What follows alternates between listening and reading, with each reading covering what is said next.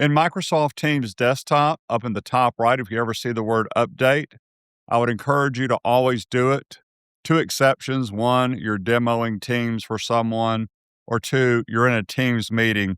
Don't click update because it's going to restart. Update will give you the latest version of the desktop. You'll never see update on the mobile app or on the Teams on the web. You're never going to see it there. It's just for the desktop app.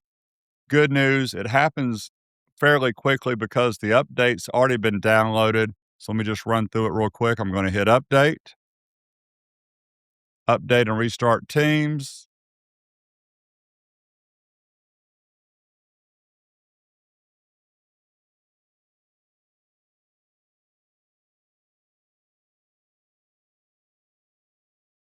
And I'm back.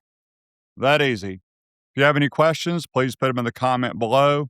And my Microsoft Teams course is being completely updated. Have a great day. Thank you.